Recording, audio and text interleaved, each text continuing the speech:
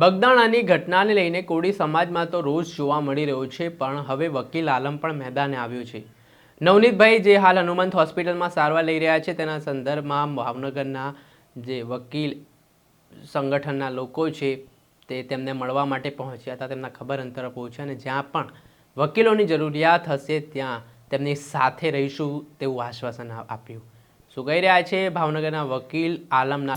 વૈષ્ણવજન તો તેને કહીએ જે પીડ પરાઈ જાનાને રે। નમસ્કાર દર્શક મિત્રો, નવજીવન ન્યૂઝમાં આપનું સ્વાગત છે। હું છું ફૈઝાન।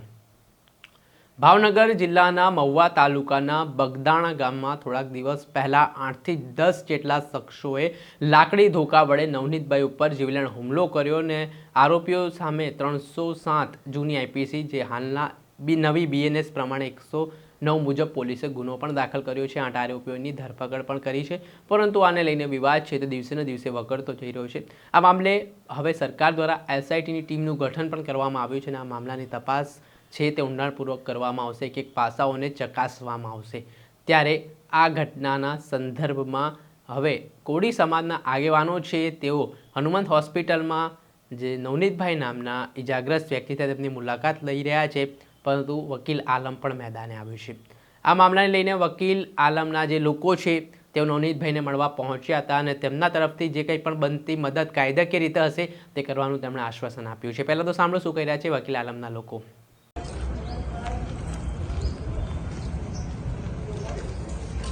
અમે આજે ભાવનગર જિલ્લામાંથી સમગ્ર વકીલ મિત્રો, કોળી સમાજના જે કંઈ વકીલ મિત્રો છીએ બધા જ આજે અમે જે કંઈ બનાવ બન્યો છે બગદાણાની અંદર નવનીતભાઈનો, એના અનુસંધાને લીગલ કાર્યવાહી શું થઈ શકે એના માટે અમે આજે એમની મુલાકાત લીધી છે।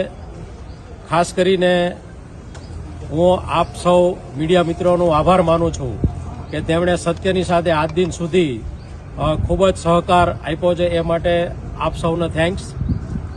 અમે જે કંઈ એમની રજૂઆત હતી, જે કાંઈ એમણે ફરિયાદ આપી છે, એ ઉપરાંત એમણે જે કાંઈ બનાવ બન્યો છે એની અમે નોંધ લીધી છે।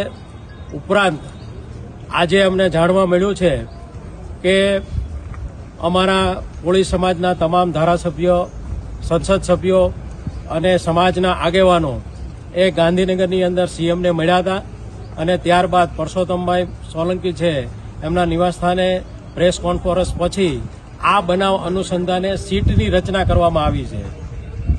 એ ખૂબ સારી બાબત છે અને અમે પણ સમગ્ર ભાવનગર જિલ્લાના જે વકીલો છે એમાં ખાસ કરીને જે ક્રિમિનલ ઉપર જે પ્રેક્ટિસ કરે છે એ સમગ્ર વકીલ મિત્રોમાંથી પણ અમે 6 જણની એક ટીમ આ કેસ અનુસંધાને મોનિટરિંગ માટે બનાવી છે અને એમાં અમારે બાબુલભાઈ વાળા, મુકેશભાઈ ઢાપા, મનીષાબેન રાઠોડ, ડીએમ ડાભી સાહેબ, અમારે હરેશભાઈ બાંભણિયા અને કિશોરભાઈ શેખ, આ 6 જણા છે સમગ્ર આ કેસ જે બનાવ બન્યો છે આ કેસ અનુસંધાને એનું મોનિટરિંગ કરશે, એનું લીગલ છે એ બધું તપાસશે।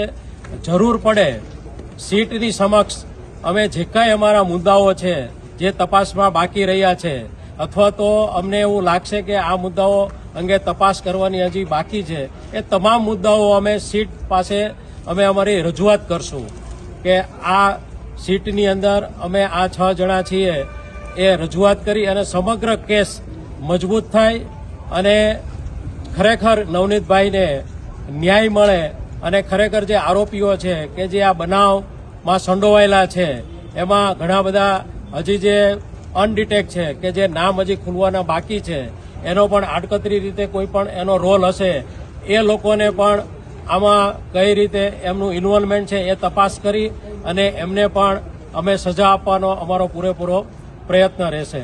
હવે મારી સાથે જે આવેલા છે બાબુલભાઈ વાળા કે જે ખરેખર ક્રિમિનલ પ્રેક્ટિસ કરે છે અને ભાવનગરના ખૂબ જાણીતા એડવોકેટ છે ક્રિમિનલ લોયર તરીકે, હું એમને કહીશ કે આ કેસની અંદર થોડું પ્રકાશ પાડશે।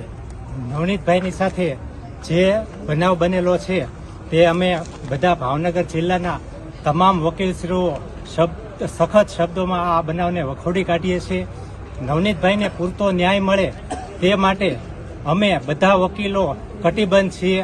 અમારા સમાજના કોઈ પણ યુવાન સાથે આવું કૃત્ય બીજી વખત થતું થાય નહીં તે માટે અમે ખૂબ જ એના માટે મદદ કરવા અમે તૈયાર છીએ.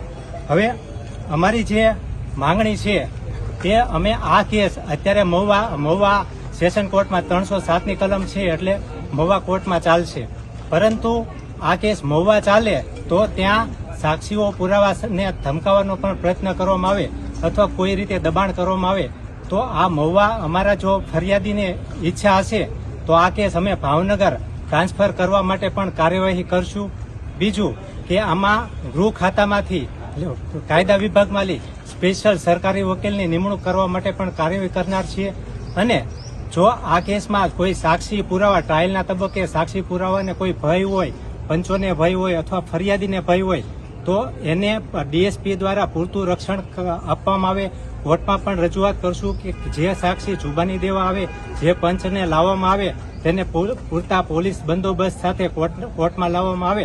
તે અંગે અમે તમામ પ્રકારના પ્રયત્નો કરશું અને નવનીતભાઈને ન્યાય અપાવવા માટે જે કાંઈ કરવું પડે તે માટે અમે બધા વકીલો કટિબદ્ધ છીએ. મુકેશભાઈ ઢાપા છે. એસઆઈટીની ટીમને અમારા વકીલ મંડળ દ્વારા જે અમારા 6 સભ્યોની ટીમની નિમણૂક કરવામાં આવેલ છે તેને અમારા દ્વારા જે તપાસમાં ક્યાંય પણ કોઈ ઢીલાશ ન રહી જાય તે માટે રજૂઆતો કરવામાં આવશે અને નવનીતભાઈના આરોપીઓને તત્કાલ સજા મળે તે માટે અમે સમગ્ર ભાવનગરના વકીલો, કોળી સમાજના વકીલો તત્પર અને તૈયાર રહેશું એ માટેની અમે ખાતરી આપીએ છીએ. જય કોળી સમાજ.